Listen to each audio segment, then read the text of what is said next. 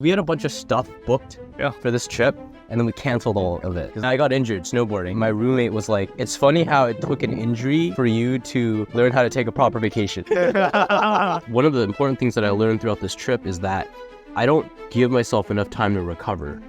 Every time when I had the opportunity to just sit and chill, it felt wrong. To me, it felt like a horror movie. Hey, we should do as many things we can during the day and the trip. Because like you said, it's a once-in-a-lifetime opportunity, right? For someone who's traveling, if you feel like shit, should you take a rest day? Well, someone once told me, like, as long as you don't lose, like, a limb or an arm, it's okay to just give it a try, you know? Everyone has their own limit of when to push themselves. How did you find out where that limit is for you? I would say overall, I learned it from my badminton training. You have said a lot of things on this trip that I have found very inspirational from your badminton coach. What would you say are some of the big takeaways? The most important thing that my coach told me, he's like, we are alive. all right, put a free drink. That's just water. Dude, there's so much wind right now. I don't know how I'm going to edit this in post. Oh. I don't know if this is going to be a podcast episode, but I'm going to introduce it like a podcast episode. Sure. Welcome to another episode of the People Side Podcast. We are in this is such a ghetto setup. We have we have a GoPro. I'm using the microphone from these wired headphones. You're using the microphone from your... I have no idea how this is going to play out in post. But we are currently in Mexico City right now, and we are shooting just a spontaneous podcast. So Mexico City right now. We're in Mexico. We are in Puerto Escondido right now, which is Oaxaca, if people know where that is. So, how are you feeling about our Mexico trip? Oh, so far I get mixed feelings, you know. We had a good time in Cancun, you know, for 2 days, Mexico City. I got scammed so often. Do you think it's just me? No, I think because you tend to buy more shit compared to me, right? True, but that guy shortchanged me and he didn't shortchange you. So for all the listeners listening, we went to Mexico City and we had a tour. Yeah. And after the tour, we paid the guy, and I didn't have exact change, so I paid the guy with what I had, like a bill, like a big boy bill. Oh. And he shortchanged me 50 pesos, which is about like 50 cents. So I was like, hey, whatever. Yeah. But it still sucks. And then, like yesterday, we went out and we ate, and then I also got scammed because the person charged me 20 pesos more, which was not 50 pesos earlier, 5 pesos 50 cents. Yeah, the restaurant lady charged me 20 pesos more, which is $2 more, and I'm like, bro, what the fuck?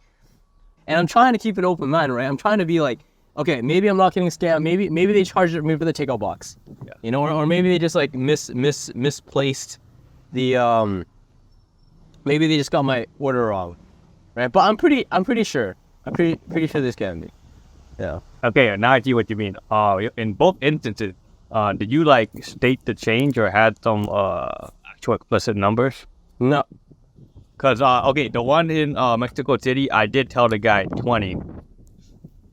Like you asked for 20 back? Yeah, that's the first one. But did you say it in English or in Spanish? English. Okay. Yeah, and then you know yesterday at the restaurant, she saw me in the calculator. With the exact change. So those two instances, you know, like I think the exact amount back. Yeah. No, maybe that's why too. I feel like I just need to be more assertive. I think it's one thing I learned on this trip is you really have to like believe. You really have to stand up for what you believe in. Like if you believe that you got shortchanged or if someone overcharged you, you have to say it. Yep. You can't just be nice. That's why they're like, oh, Canadians are always so nice. Have you ever solo traveled before? Hawaii. Yes, that's right. In Maui. Yes. Hawaii. Yes. What was that experience like? Like let's share solo traveling experiences because I feel like I think we had a call like right before you solo traveled, and I was like, I just solo traveled to Toronto, and here are some things that I wish I knew because when I solo traveled to Toronto at the end of that trip, I was like, solo traveling is not worth the hype. It's like, I think it's overhyped. I have different opinions of that now, but like, I want to hear what your opinions are, and then I'll hash out mine. Yeah, I think it depends on the goal. For me, it would only just surf, and that was it. Afterward, yeah, I don't think it's worth it. Why? Just because like I had to find other paid activity to kill time. So like I think sometimes it's better to travel with someone else just so, you guys just walk around, explore, have someone to talk to, walk around the park, all that kind of stuff. And then the other thing too is like, you're traveling by yourself. So you got to be more cautious. You can't just take a risk, Like what? Like, do you have an example? Yeah, like I didn't like venture somewhere very unknown. So, cause you're usually by yourself and something good happened to you. And like, there's really no one there to back you up with like compared with a buddy. So like in terms of cautiousness, like you have to go progressive caution, just incremental. So you slowly know the area, then you can venture in compared to like, I would say with the buddy, at least you two can, just venture right in and like your buddy can help you out. So when you went to Hawaii, did you have instances where you wanted to go somewhere, but you chose to not go because you were alone? Yeah. Okay. Yeah, a good amount of places. You also mentioned price as well, because solo traveling, the thing about what we're doing right now, like we're both in Mexico right now, we split the cost of all our living, and I'd imagine that'd be a lot more pricey when you travel alone. Correct. Yeah. So when you were in Hawaii, how much was it for like a night for like a person, or how much did you spend? Okay, I think I spent in total like 7,000 USD in total. Like this include my paid activities and I think my flight. For a week? 7,000? Okay. I don't know what the scale of that is, but that sounds like a lot. It is a lot. Didn't we spend like 5K-ish in Japan, and yeah, we were there for 3 weeks? Yes. Holy shit. Exactly. Like that's what I mean. That's how much like Yeah. I spend a lot of paid activity, to keep myself occupied. Yeah. Because I knew I was bored. Yeah, but okay, but here's the thing. So all the things you mentioned earlier, yeah, you could also do yourself. Yeah. Right? Like you're like, oh well, if you're traveling with someone, you can also walk around and explore. Yeah. I mean, you can also do that yourself. You can also like go to restaurants yourself. Yeah. Did that ever occur to you to try? Oh, that's what I did too. But I found it like pretty boring. Oh, okay. Yeah, I'll eat by myself and I would like walk around the whole beach by myself. I think initially it was fun, but like eventually I think it's really boring. I see. Yeah. Would you do it again? Would you solo travel again? Would I solo travel again? No. Okay. I think I got the experience I wanted and when I did it. Well, to be honest, I'll tell you that I think depend on the purpose though. Depend on the purpose and what you want to accomplish. I think with Hawaii, in Maui, there just wasn't enough stuff to keep me satisfied. Yeah. Because surfing only happened in the morning. Yeah, I get to backtrack on you. I would solo travel again. I would go to Bangkok. I would train in the #1 badminton school. I looked up on the website. They have a program that run 2 times a day. Oh, okay. So that would really keep me occupied. I see. They put you in dormitory. So, you be with other similar summer students. Like, you gotta just chill out there. Yeah. I see. Yes. I see. So, Cool. really depend on the purpose. So when I went to travel, 2 things. So the first is, after my Toronto trip, it was the first time I solo traveled. I went from Vancouver to Toronto, and I know a bunch of people from Toronto, and I've never been to Toronto before, so I was like, okay, I'll go to Toronto. And I went there, and it was kind of boring. Like my experience there wasn't that good, because at the end of my trip, I wrote down 3 things. I was like, if I want to solo travel again, not even just solo traveling, just in general, I was like, I want to get better at these 3 things. And the first one was talking to strangers, because I think when you solo travel, your experience gets really enhanced when you're able to just talk to people.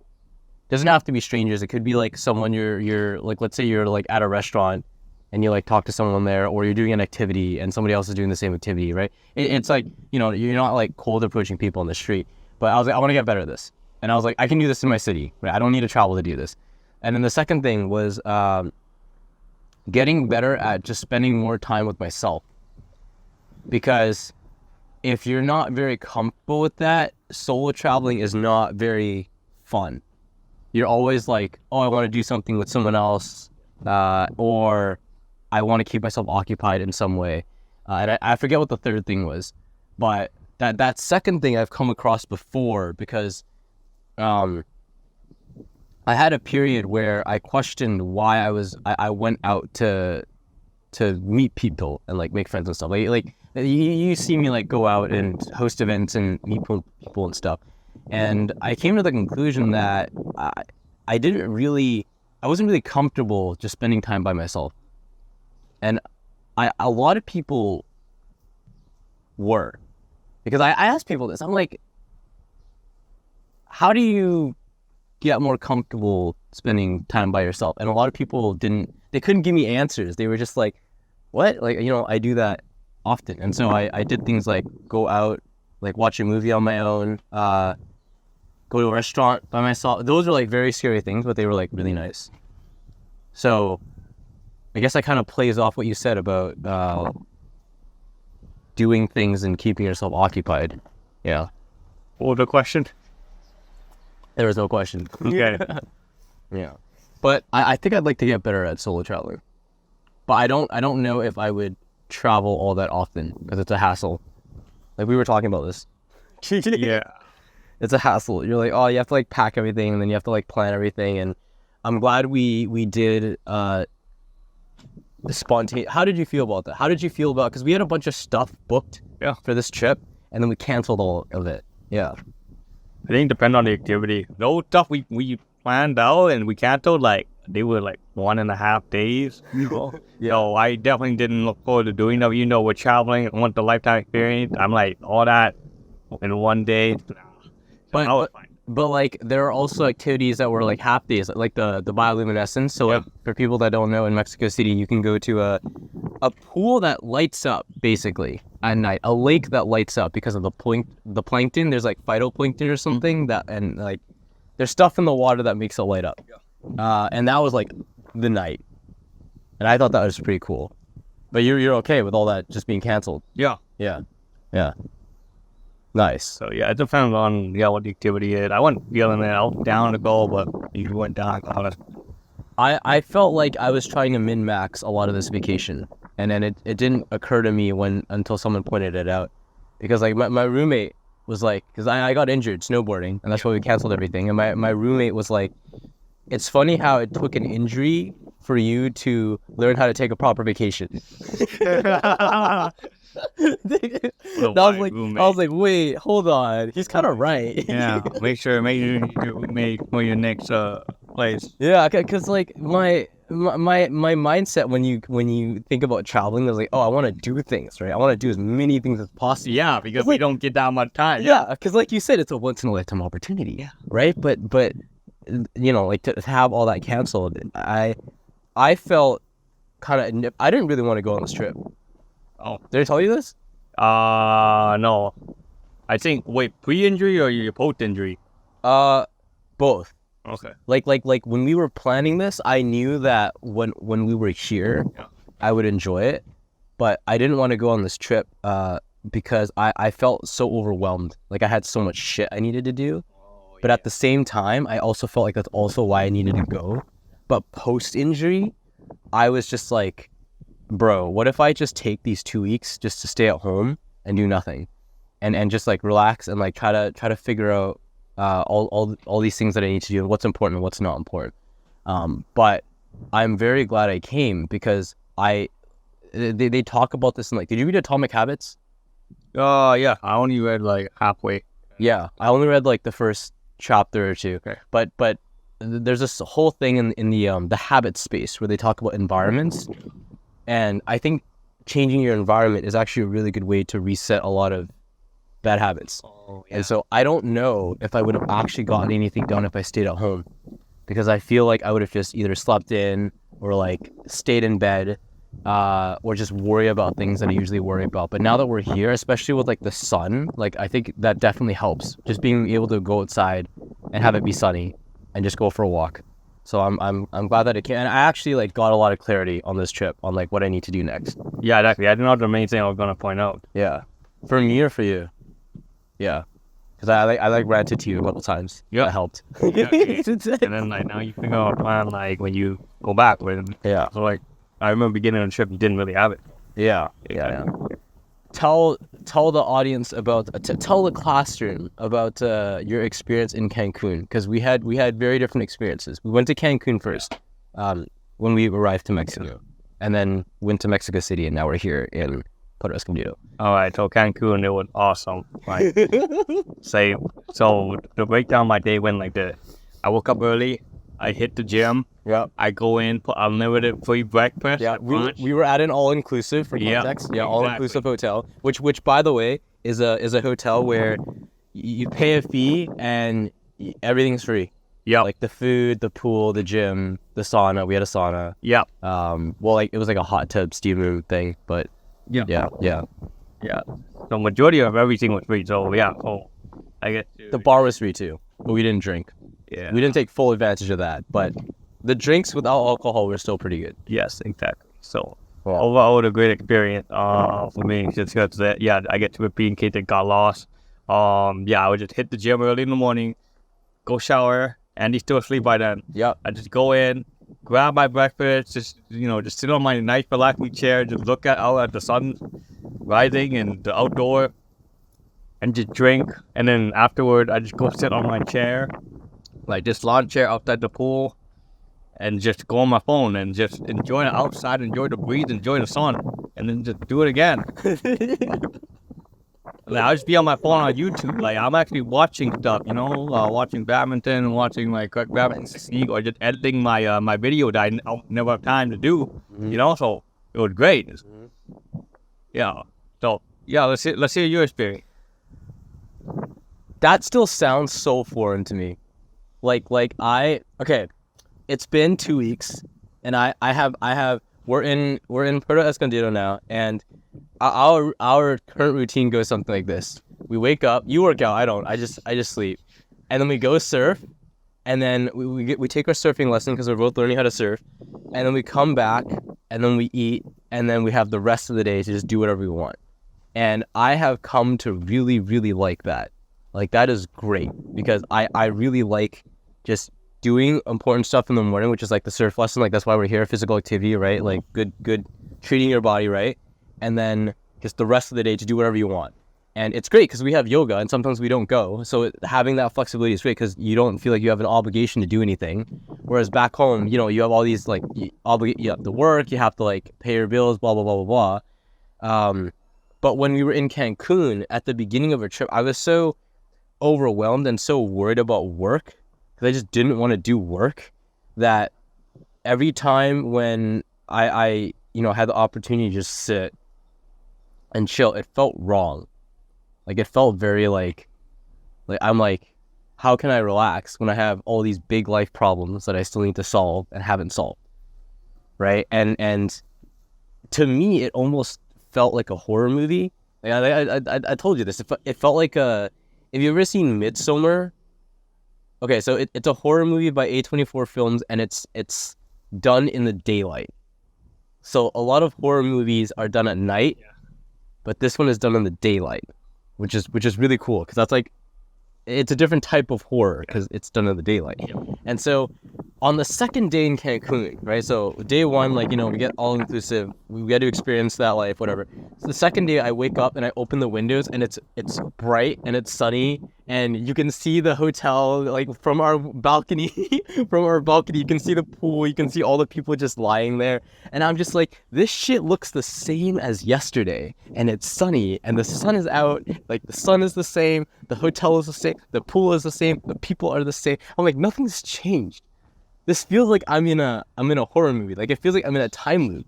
Like, that's what it felt like to me. I'm like, oh, I have to do nothing again. And so it felt so weird to me. I did try my best to relax and like enjoy it. Like, the free food was really nice, but it just felt off. I didn't have the same experience you had. When you say awesome, I'm still like, I didn't find it awesome personally. This is probably like an overworker thing. People who just like work and do shit all the time. Yeah. Well, now you found it awesome right now, right? Yes. It's almost the same life. Yes, it's pretty great. I do feel, I don't know if it's the same level of awesome that you feel, because I do feel still a bit of obligation to do what I want to do, which is like figure out how to make content, provide value to people. I'm like, I have these skills, and I can help these people. How do I do that? Because right now I'm not doing that. So I feel like I have more time to myself now and more time to relax. And this Oura ring, like so for those that don't know, an Oura ring is it's basically like an Apple Watch, but in a ring, and it tracks your sleep and stuff. I've never used the readiness feature. So on Oura, there's like sleep, there's physical activity, and then there's readiness. And readiness tracks your heart rate, your HRV, and other like metrics. And I've never really used that tab. But throughout this trip, there were several times where I just like died. Like in Cancun, I was feeling off, but when we hit Mexico City, we ate food and our digestive systems just died. And so my energy like tanked for like several days. And then when we hit, I think near the end of Mexico City, I got like sick or some shit. I just wasn't feeling well. And then so I died again. And this Oura ring has really helped me track stress and recovery. Because one of the important things that I learned throughout this trip is that I don't give myself enough time to recover. Because I feel like in today's day and age with like hustle culture and everything, everybody's like work. And potatoing at home or just resting at home or just, you know, going on your phone and watching videos is seen as a bad thing. But when I have a device that literally tells me that my heart rate is going down when I am just in bed, like I slept in that one day and my heart rate went all the way down, and it was like, you're not stressed anymore, you're recovering. And I'm like, wow, there's a psychological reason that is clearly displayed on my phone for rest. I should do this more often. Like when I saw that, I was like, okay, I should probably do this more. You know. So would you recommend that a ring to other people, other travelers? Yo, if Oura wants to sponsor me, like, you know, maybe I'll like send them a clip of this and they can like I would recommend this, but to, well, I think when people provide recommendations or advice, they don't say the audience that they're recommending it to. So I wouldn't blanket recommend this to everyone. I would say if you don't have an Apple Watch and don't want to get one because you have a Samsung, or you think an Apple Watch is too much and you don't need it, or you don't like wearing a watch to sleep, I would recommend it because it's minimalistic and it looks like a fashion thing. It just looks like a regular ring, but it does have limitations. So it's nice to sleep in, and it's good for like the heart rate stuff and making sure you're not stressed. Like I've checked on it a lot, and it's good for physical activity as well. So I can wear this when running and walking, but I wouldn't recommend it for anyone that needs slightly more detailed statistics. Like one of the things that this ring does not do is it does not track VO2 max. And VO2 max is a health stat that basically tells you how much oxygen your blood cells can take before they saturate. So it's basically like your stamina bar, more or less. If you have a higher VO2 max, it means like, you know, you can do cardio for longer without like gassing. And this stat is important because as you get older, like there's different zones for heart rate, I think it is. And you can train your VO2 max at different levels that match those zones. And as you get older, it's important that you have a good VO2 max because your VO2 max naturally declines over time. So there's this book called, I'll probably do like a video on this once I finish my health arc, but there's this book called Outlive by Peter Attia. And his whole philosophy is in the book that we're training, most people don't train for a reason. You don't go to you just go to the gym, you just want to increase the weight, right? And then you just keep on increasing. It's like, for what purpose? And his whole theory is we should look at what we want to do when we're 100 and then walk backwards from that. So it's like, if you're 100 and you have kids, like, do you want to be able to pick up your kid? It's okay, how much does the kid weigh? You know, okay, like 20 pounds, 20 kilos. I have no idea how much a kid weighs, but just do the math, right? Like, how much does a kid weigh? And you want to be able to pick it up. So it's like a curl, basically. And then you backtrack it to where you are now age-wise, because your muscle atrophies over time.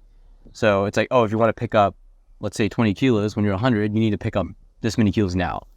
And then it's like, that's this whole flaw. That's the kind of philosophy of the book.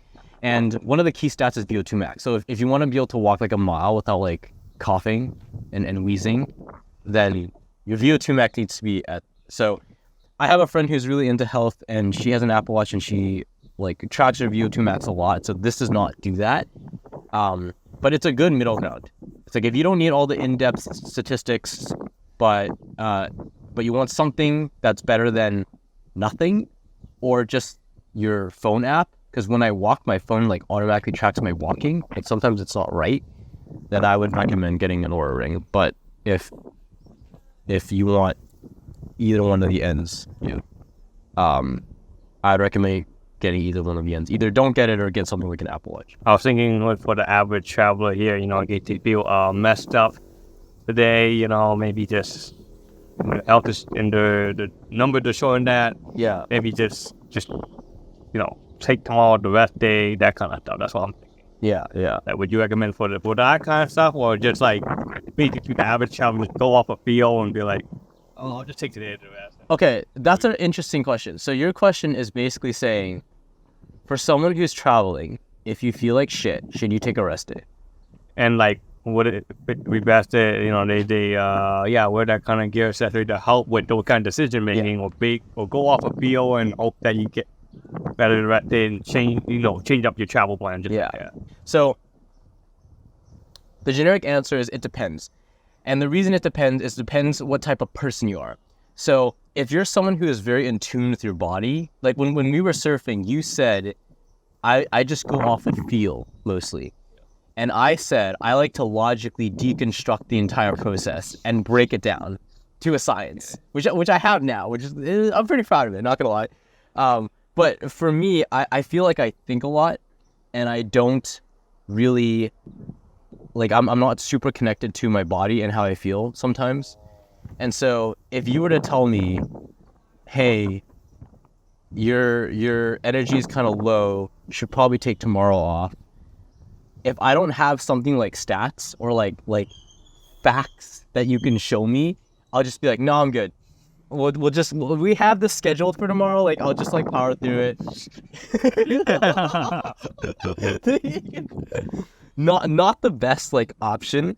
But so if you're someone like that, like if you're someone like me and you need actual stats to be like, okay, my HRV, which is heart rate variability, it's basically a measure of how quickly your heart rate recovers. Mm-hmm. And so if you have a high HRV, I think mine's like usually like 60 to 70 or something, then you're good. Like it means you can handle stress well. If your heart rate like shoots up, then it can shoot down and recover quickly. If you have a low HRV, then that's bad. My HRV was 5 one of these days. Okay. And that's the lowest I've ever seen it. And my heart rate was at like a 101, which is very high. Yeah.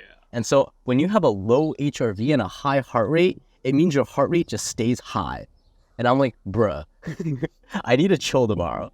So if you're like me and you need like actual stats, like your heart rate and your HRV to show you that your body is fighting something or going under a lot of stress, and you should take it chill, like either meditate or just lie in bed and do nothing, then yeah, get the Oura ring or like some sort of other health metric that will tell you to rest.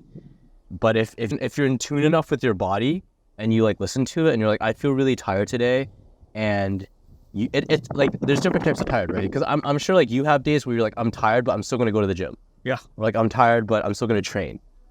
But you probably also have days where you're like, I'm tired, I'm like dead tired. Like I'm like sick or something and I just need to chill.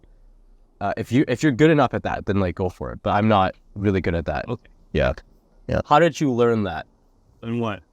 Everyone has their own limit of when to push themselves and when to take rest. How did you find out where that limit is for you? I don't think I totally found what the limit is. I just like to keep pushing it and see. But I would say overall, I learned it from my badminton training.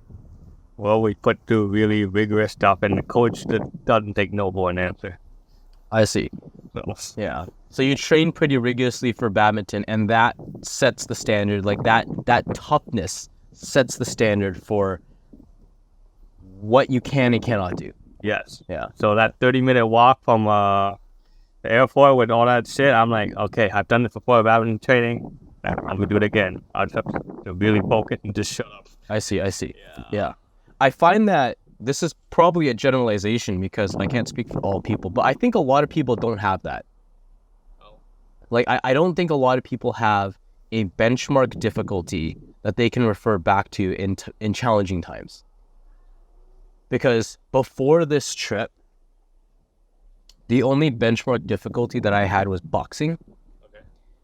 There are beginner and advanced classes, and I took one advanced class, and the coach was like yelling drills. Yeah. Like, drop, give me 10 push-ups. Yeah. And jump up and 1-2, like 21 twos, like, which is like jabs, like left, right, and then drop, give me 10. And he was like, if you fall behind, I will not slow down. You need to catch up and you need to stay caught up. Yeah. And so that was like that was a benchmark. Yeah. And there's a lot of stuff online about like toxic masculinity and when to push yourself and when not to push yourself. But I think I don't see that as toxic. I see that as healthy. I see that as like, hold yourself up to a high standard and keep that standard. And that was like one class. And I feel like after that class, I didn't really have anything to hold me up to that standard, at least like mentally. And so when we did our surfing lessons, okay, it's kind of like that class came back into my head, because when you're surfing, right, and you get wiped out, and you don't move, like, you need to fucking move, because if you don't move, other surfers are going to come and hit you. Yes. So you know, in my head, I was like, okay, get up on your board and start paddling, because if you don't move, you're gonna get hit, and other people are gonna yell at you. Yes. And so it's like going through our vacation with that standard has now increased my standards for like, okay, you feel tired today, but you know, you just woke up, but you're committed to this class, you still need to get up. And before this vacation, I didn't really have that, right? It was like, oh, I feel tired, but I can still sleep in, or I feel tired. And I think having something like that is very valuable. And for me, I probably want more of that, especially after this vacation, because, you know, like, I'm not going to take surf lessons after this. We're just doing that now. But that's interesting to hear that you have that from badminton, because you do that very frequently, right? Like you're training like every day or something. Yep. No rest. Every day. No rest. My rest days are playing like really low intensity sport like volleyball. Okay. So it's like, okay, you still do things on your rest day. Okay. Yeah, but really, really low intensity to a point where like it doesn't even hit my limits. Yeah. Yeah. So. What would you recommend for like the average? Like, I think you have friends that don't like regularly work out, let's say, or they don't play high intensity sports. How would someone like that keep themselves up to this standard if they even want to? I'm sure some people don't want to, but I would argue that it's nice to have. Yeah, I think it's gonna depend on the person, because like for you to go there, I mean, you have to get uncomfortable. Yeah. And, you know, most people just like living a comfortable life. Yeah. So that's the first part. Okay. So yeah, let's assume this person wants to go there. Okay. For whatever reason. Yeah. You know, they have some big goal they want to achieve, but you know, they feel blocked or something. Yeah. So I think, well, it comes down to this, like, either I think they gotta go through a route of, you know, joining a class or getting a coach to help them. Yeah. Or just finding a goal and you just working yourself to it, you know. Mm-hmm. Yeah, just self-learning route and non-self-learning route. That's what I see. So, for example, let's say like, I don't know, hypothetically, let's say you want to do a 10K sun run. Yeah. You have like, I don't know, 4 or 6 months to work on it. Yeah. So like, I think, you know, easy way is join a class, you know, people keep you accountable, coach will keep you accountable, you know, all that stuff. It's like what you said, do the class at a certain time. You're tired, who cares? You paid for it, yeah. You gotta go. Yeah. Now, other ways, like, just slowly, I guess, you know, through Reddit and whatever, or online, give yourself some, like, good, manageable enough goals so you can progress bit by bit each week. So, you know, you can slowly, you know, progressively push through things so you sort of begin to understand what your limit is. Yeah. Yeah. But I would say that there's a big difference between going to class for an accountability, going to class or hiring a coach for accountability, and setting goals. Because you're setting goals yourself. Yeah. Because you can still set goals, but there's no accountability piece to that. You know what I mean? It's like you really have to keep yourself accountable, and some people just fall off. Like even if it's like let's say you do a sun run and you can do like 3K right now. Some people might be like, okay, I want to do 3.5 and I'm gonna run this Saturday, but then Saturday rolls around and they just sleep it. Like there's a big difference between those two things. Yeah. Yeah, I think it depends on the person how much he or she wants it. Yeah. I think that really does come down to it. Just like, how much do you actually want it and why do you want it? Exactly. And one of the big life lessons that I learned last year was to not be delusional and to be realistic. And this is in response to what you said about how much do you want it. Because for such a long time, when I thought I wanted something, I was like, let's say, for example, we can use a marathon. Because I was actually thinking about running a marathon. I'm going to run the sun run because I just casually ran a 10K and I was like, okay, I guess I can run a 10K. So 10K is fine. But I was like, oh, should I run a marathon now?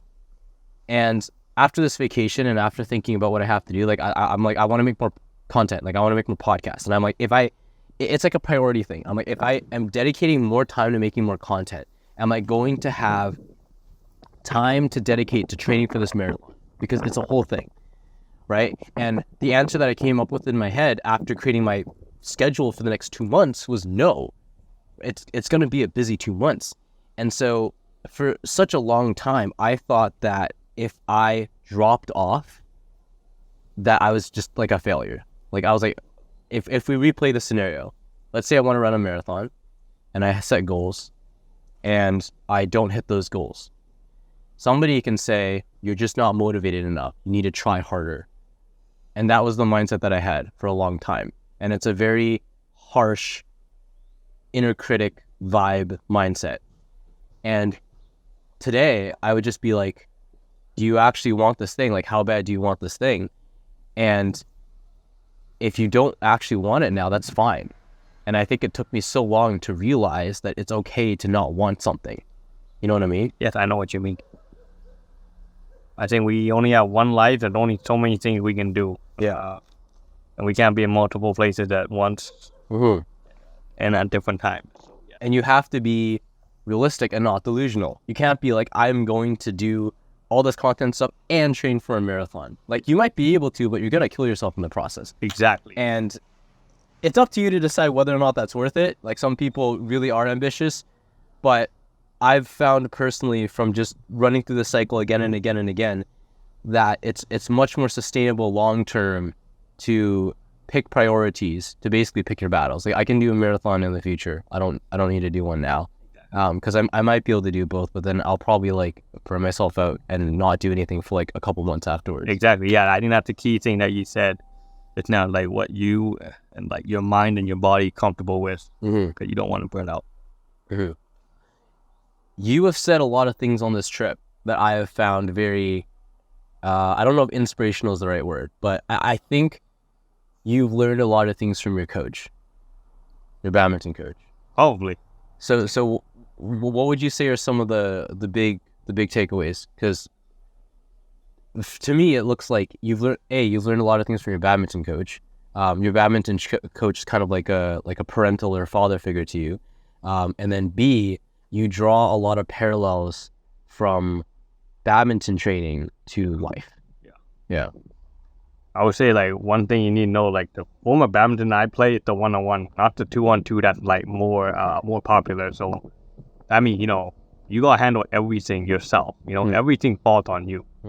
And one of the key things is you need a healthy, life and and you need strong physical fitness to play that kind of style. So that's one thing you need to keep in mind. All on you. Overall, like I guess the key thing I learned is like it's everything is you. It's like what you said. You gotta pick your battle wise. You can't. It's like you can't keep playing passive. You gotta take risks sometimes. Okay. Yeah. And then walk me through what that means. Like what does that mean when you're on the court? Okay, there are 6 corners on the badminton court. 6 or 4? There's 6. Okay, 2 in the middle. 2 in the middle. Is that how it works? Yeah, 2 on the side. Yeah, think about the rectangle and then 2 on the side. 2 on the side. Yeah. So like, are we? Okay, so 4 corners and then 2 on the side, left. Right. Yeah, exactly. Okay. Exactly. Yeah. Yeah. So like, you can't always defend 6 corners. It makes things hard. So that's where like you gotta learn to take risks sometimes. Defend one corner more, but then you lose the other. But like your opponent won't attack it. That's where like picking your priorities in life. Yeah. Right. Same thing. And the same thing. Like you can't always just play defensive. Yeah. That's just you being passive. You can't do that. You have to be active. Yeah. And actually take some risks. It's fine if it backfires. Yeah. And then I think the other thing, I think the most important thing that my coach told me is like it's only you on the court. You need to be confident. You need to own the court, and that's what I think you saw today too. Like I probably knew I couldn't beat Roberto in an arm wrestle. Yeah. But I like to think I can.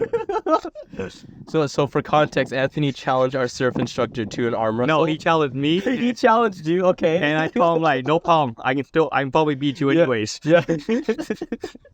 I love the confidence. Oh yeah, 10 out of 10, 10 out of 10. Would you mind if we showed the clip here? Yeah, I wouldn't mind. Okay. We'll show the clip here. We'll pull it up. Yeah. All right, this is my surf instructor, Roberto. He's telling me the arm wrestle. If I win, I get a free lesson. If not, you win some money. No problem. Both hands where? Here. Keep out. Keep out. Yeah. 1, 2, 3. 3, 2, 1, go.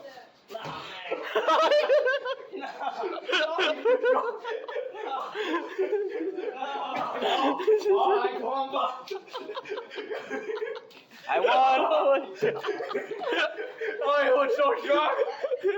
I didn't know he was that strong! But I think so many parallels to life. Like the amount of times where I think a lot. Like I'm an overthinker. I think I'd classify myself as an overthinker. And the amount of times where I feel overwhelmed and I'm like, okay, you're overwhelmed. Why? Write everything down that you're doing right now. And then I write everything down and I'm like, you're trying to do too much shit. Like the amount of times when I've done this exercise and I'm like, you're doing too much shit is like insane. And when you talked about the corners, that's what came to my mind. And it's something that you've told me on this trip is you can't have everything. Yes. Like you have to pick what you want to focus on. And in my experience, I've tried out this system where I break my life out into arcs, whereas like I prioritize one thing for a certain period of time. And I found that to be so much more useful. Like you make so much more progress when you pick just one thing and you prioritize it. Like for a big chunk of last year, it was dating for me. I was like, I want dating experience. I don't have a lot of it, and I picked it and I prioritized, and I made so much more progress than I thought I would make. And I think the hardest part is picking that one thing, because often for me, it comes down to like 2 or 3 things that I really, really want to do, and you just really have to. It's like you can try to do all 3, but it's not going to work out as efficiently as if you just do one. Exactly. Yeah. And it's a hard lesson that I'm probably going to need to relearn over and over again, but it's something that I've learned a lot. That's fine. I think it's part of the learning experience. Mm-hmm. I'm saying you and I forget certain stuff. Yeah. And then you said something else. What was the second thing you said? You said the corners thing and then the confidence. Yes. Yes. Yeah, that it's just you on the court. Yeah. Keep in mind, my specializing is just you on the court. Mm-hmm. I mean, you need to have the confidence, go in, know that you can do anything and everything. Yeah. I think, to me, this translates to, like, it's just you and your life. Yeah, exactly. Like, no one else is going to care as much about your life as you will. Yes. And as you should. Yeah. And that's how I work in badminton. In my specialization, once you're on the court, it's just you. My coach is like, I can only sit on the chair and only yell at you from there. Whereas like the other specialization, it's you with your teammate. So in case, you feel like shit, your teammate gonna come help you out, back you up. Yeah. He's like, when you feel like shit, no, you gotta figure it out, get yourself back up. Yeah. Yeah. So yes, exactly. That translates into what you just said too. Yeah. And I think that's like another grounding source of life perspective, because when you're on a team, for example, you usually at like corporate jobs, you're on like a team, and when you're on a team, you kind of have this like, oh, if I don't put in my best here, maybe someone else will pick up the slack. And so having that as, I just think having all these things that you have is just very valuable as just a reference point, because that's something that I learned about in surfing as well. It's just you and your paddleboard. Like no one else is gonna help you if you get washed out. You have to pick up your board and you got to start fucking moving. If you don't, you're gonna get hit by waves and you're gonna get hit by people, and people are gonna yell at you. Yes. And so it's a reminder that at the end of the day, you might have friends, you might have people that cheer you on, and you might have people you can ask for help if you need it, but it really is just you. And sometimes it's a difficult truth to accept, because you're feeling down or you want to rest, but you feel like you still need to do things. For me, I feel like I put something that I learned during this trip is that I put a lot of pressure on myself, and that's not always good, because pressure is created by expectations, and when you have too many expectations on yourself, sometimes you just end up doing nothing because there's too much. Oh yeah. Overwhelmed. Yeah, like your priorities are split. Yeah. What have you learned during this trip? What have I learned during this trip? Yeah.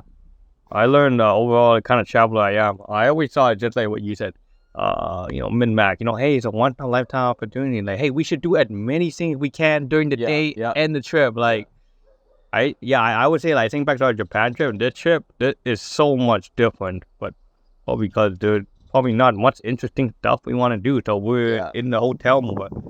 So I'm like, I'm that kind of guy that sometimes, like, I think it's just fine just stay in your hotel and just go on the Wi-Fi and watch YouTube after you've done your certain amount of stuff for the day, Yeah. And then, like, I think you saw too in the WhatsApp group, sometimes they have like late night activities. Like, hey, do you want to be spontaneous and maybe go meet other tourists and have other good experience? Like, no, man, I'm not feeling this. Yeah. Like, I used to think there was something wrong with that, and I still think I do to some degree, but I feel like that's the whole, like, min-max pressure thing. Yeah. It's like, oh, you're here for a certain amount of time, like, you're never gonna meet these people again. There's all this like pressure and expectation that you can put on yourself. But I've been trying to just be more in tune with who I am, and something else that I've learned during the trip is you really have to stand up for yourself, especially with the scamming thing, and like the stand up for what you believe in. But something that I've learned in my life, and I'll bring this back to the stand up for yourself, is logic and intuition often converge to the same conclusion. And what I mean by that is, let's say, example, when we were walking home from our surf lesson, I was walking with someone, and she asked me, oh, are you going to the bioluminescence thing tonight? Because there's like a tour and some people are going. And I was like, no, I'm not. And I just said that so confidently, and it felt great, because in the past, I feel like you feel FOMO. Yeah. You're like, no, you're like, oh, maybe I'll change my mind. Maybe I'll go after all.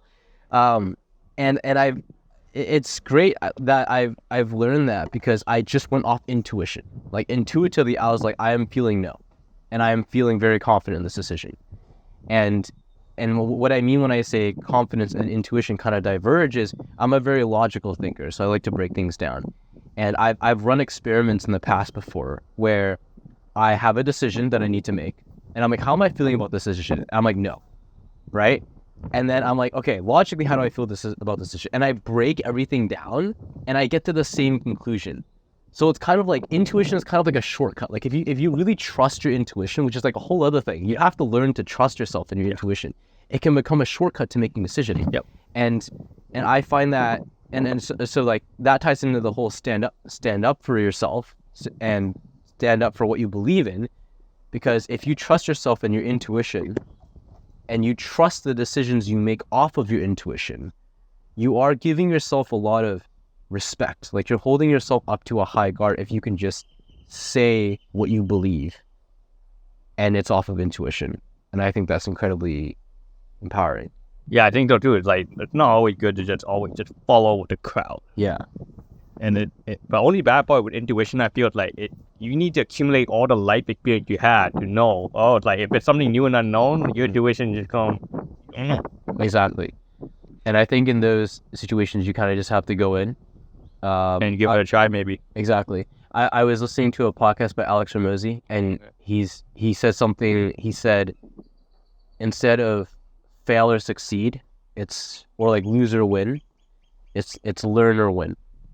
Learn away. And so it's it's win-win either way, because instead of losing, you're not losing, right? Yeah. You're always learning. Yeah. And so if it's you're always learning, then it's like go for it. Yeah. And I like to reframe this to it's just an experiment. It's not like a test where there's like a fail or a pass. It's an experiment. Yeah. So there's only learning or the experiment works. Yeah. A lot easier said than done, for sure.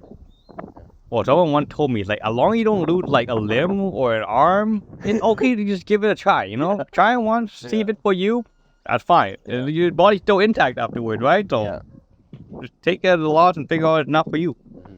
Yeah. Yeah, my mindset sometimes. Yeah. Nice. I guess we never introduced you. Do you want to introduce yourself or now? Yeah, I'm Anthony. I'm Andy's other traveling buddy. My travel. I put up with Andy's crap you know what, not half the time, almost all the time. I put up one time when he was blowing up internally in Cancun while nicely enjoying the pool. Blowing up internally. Yeah. And then, and then in Mexico City, where I blew up externally. yeah. And ranted you for like an hour. Yeah, Hour we're supposed to have lunch, but he ended up going way over time, but whatever. And then I guess we were I just was both, ranting you about my job. yeah, and then we were both potatoes in Mexico City, and then Puerto Escondido, I guess, dealing with them again. I got to deal with them flopping in during surf lesson. Yeah, First day was so rough, dude. Holy shit. yeah, you got yelled at a lot, but whatever. I mean, take care. Yeah, that's what I mean. Like, birthday was rough, but hey, it was a learning experience. You didn't lose the limb or anything. You know, you came back, you learned from it. After that, Here you first are day, now. I was like, I don't like surfing. Yeah, I know, right? And I already knew. I'm like, yeah, this guy going through that phase. Yeah, but it's like it's the whole like mindset of like, if you have a reference point where, I wonder if you can create a system for yourself where you have a set of because you constantly get reinforced, right? Every single time you go to a badminton training lesson, all these lessons are constantly reinforced. Yeah. But for someone like me who doesn't have this, I'm like, how can you either create it or reference it? Okay. And I think if you go to the gym, for example, and you work out hard, that's a way you can constantly reinforce it. But you don't go to the gym every day, right? Or at least I don't. And so I'm like, I wonder if you can create a reference point in the past where you're like, I did this really hard thing in the past and I survived it. And because I did that, this is nothing. Because after the first day of surfing, I was like, I don't like this, but I am committed to this and I'm still going to show up the next day. And I showed up the next day and it was so much better. And I was like, and in my head, I was logically breaking that down, right? I was like, I don't like this. Why don't I like this? I didn't like this because I sucked at paddling. Why did I suck at paddling? I sucked at paddling because I did all these things wrong. And I was like, okay, let's logically deconstruct all these things and make sure we don't do them again tomorrow. And then I did that. And then it was just so much better the next day. But there's that whole, like, fear plays an element to this as well. But there's like the standard you hold yourself up to when you decide to keep on going or to stop. I think that's what I'm trying to get at. Yeah, surfing's fun. It's pretty great. I think good that you have to switch instructor to my instructor too, so it makes it more enjoyable. Yeah, stand up for yourself. Like I was like, this didn't occur to me until you told me, because we're a part of a WhatsApp group, and one of the messages was like, by the way, if you have any sort of reviews or comments or feedbacks or suggestions for making this better, let us know. And then you pointed to that message and you were like, you should change your instructor. And I was thinking about this. I was like, oh, I don't want to like make him feel bad or hurt his feelings. I see him sometimes and I'm like, does he know? I don't know. But I'm like, you're fucking right. We're here. We paid for this shit. Yep. And we should choose instructors that we vibe with and that would give us the most information. Because I feel like a lot of people are just passive. Yeah. You know, like you said, you basically interview and trial badminton coaches and then look at the results to make sure that they're actually improving your results. I feel like a lot of people, if they were to get a coach, they would just kind of settle. Or if they take lessons and the instructor isn't that good, they wouldn't they wouldn't fight for themselves. They wouldn't stand up for themselves and say, I want a better instructor. I paid for this shit. I deserve better. Yeah, so I'm glad I switched. I would say it depends on what the goals are for those people. If I'm being recreational, for me, I knew I wanted to try and be the best. So you gotta keep pushing yourself. For that case, for your case, note that like they also asked or told you like, hey, like feel free to DM us. You know, so they're inviting you to an open channel. What? Feedback, you know, like they want the feedback. That's why I knew like, yo, you just ask them. I see. Yeah, I see.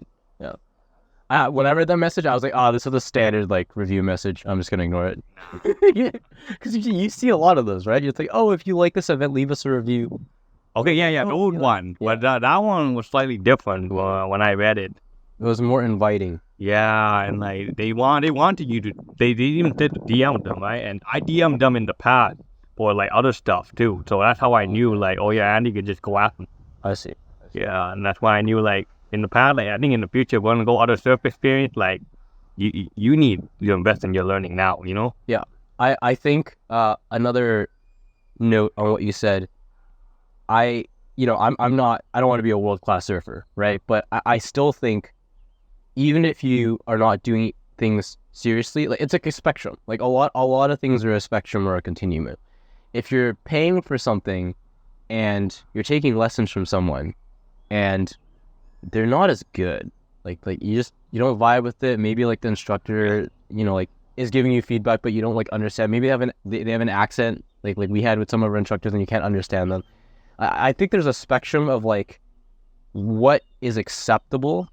And if you're recreational, sure, you can choose to not fight for yourself and go for another instructor.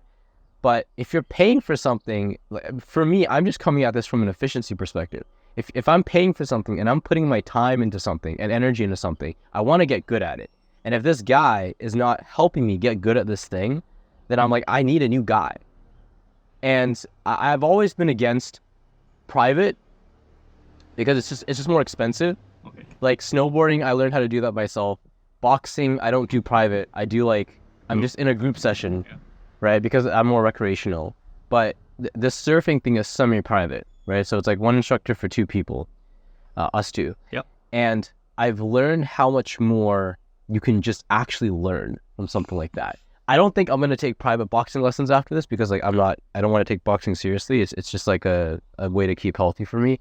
But it's just, I don't think I didn't understand it until I experienced it, because people always told me you learn more in private than you do in like a group setting, but I didn't see it until I experienced it. If you have the money, do it. It's basically what I would think. It depends like, on what you want to do too. Yeah. So it's good you experienced it, and another thing you learn during your travel. Yeah, exactly. Yeah, in badminton, like we have similar format like that all the time. Like we have group lesson for the rep, and then you really want to fine tune your technique and that extra attention, private lesson. Yeah. Because in a group lesson, like the coach doesn't have that much time to fine tune your technique, and the coach probably doesn't know you that well. So like, coach doesn't know how to communicate the feedback correctly to you, and doesn't know any prior background, all that stuff. Yeah. Yes. Yeah. Yeah, and so I knew like you're probably gonna get the same instructor as me, which I'm like, yeah, Andy's probably gonna spend more time flopping. I'm probably gonna sit more on the waiting for him. But I'm like, he needs to learn now if we're gonna go surf more places. So I'm like, I'm gonna invest in Andy's learning. And I'm like, I pretty much conquered all these beaches anyways. So I'm like, I'll just sit and deal with Roberto just yelling at him some more. Yeah. And deal with that stuff. That's funny. Yeah. Yeah. Yeah, good shit. Any other thoughts on traveling? Any other on traveling? I would say, or life? Yeah, traveling. Yeah, let's go with traveling. I think life is too vague. Okay. Yeah, I think my point to that, like, I feel like you want to go experience stuff, learn new stuff. Yeah, go for it. But overall, it's, everyone says it's expensive, though. Definitely be willing, to throw a couple of money. And then, I wouldn't say it's relaxing, because you're dealing with so many unknown stress for a long time. Unless, like, you really know the place, like, you're going there again second time. Yeah. You know stuff, or it's like this kind of stuff. I feel like when people say a vacation is relaxing, it's relaxing in, like, moments. It kind of depends where you are, right? Like if you go back to like your parents and you're just gonna chill, it's like whatever. But like even in Cancun when we went there, it was relaxing, but it was like, oh, when do we check in? When do we check out? When's our next flight? When does this restaurant open? When does it close? It's like, oh, we missed the time for this restaurant. It closed, and now we got to go to the shitty restaurant. It's like, Yes. Yeah, it's all those Yeah. variable. That adds up. And then keep in mind the flight and how to get there too. yeah, it sounds like you wouldn't travel often. No, I only count once or twice a year, unless it's something I'm really motivated for. Yeah. I think traveling is such a good way to just get away from your current environment and just reset. And I felt like I really needed this trip because I don't know if I could have reached the same conclusions that I reached during this trip about priorities, what I want to do, the content stuff, the job stuff, if I didn't have a new environment. And I don't think you need to travel far for that. So I would probably travel again, but I don't know if I would travel that a lot or that much. I'm definitely not the touristy. Like I think it's good that we're not very touristy. Like people are like, go see this museum. I'm like, I don't really care. Yeah. Like, I'm sorry, I don't. Yeah, I think that's the other thing too. Like when you travel with people, like just know, like you're gonna you would travel well with them, that kind of stuff. Yeah. I know friends who, it's chaotic. I know people who travel and it's very chaotic. It's like 4 people in a group and it's like, I want to do this thing, I want to do this thing. And then they all split and they don't have it figured out beforehand. And it's like, I'm glad we're on the same wavelength and we can just chill and like record a podcast in the middle of nowhere. Anything else you want to tell the audience before we end this test podcast? Not really test podcast. What? I don't know what that podcast, but anyway. Well, I'm gonna edit this together and I'm gonna see how shit the audio is because you're holding your mic basically, Oh, and there's wind, and Okay. I've never edited like 2 audios together before, but we'll see. I'm gonna throw this together, okay. and then we're gonna see how it is, and then like I can send you the podcast before if you want to like listen to it Yeah, sure. before I post it. If the audio is just unusable, I won't post it, but Okay. I think there's some cool stuff in here people will Okay. find insightful. Yeah. I really do think the way you live your life and your badminton training is quite inspirational. Yeah, thanks. Yeah. But no, I can only do it until I guess if I ever settle, like it's gonna have to change. Like Yeah. we will continue living this high intensity athletic life. Yeah. Nothing lasts forever, right? Yeah. Yeah. We all die. Yeah. That we can do while we're still young. So yeah. Yeah. All right. Go live your life. I guess we can end off there. Yeah. And thanks for listening. Remember to like, comment, subscribe, do all the YouTube shit. And I will see you all next time. All right. Peace. Bye. Goodbye. All right. Yeah, that's it.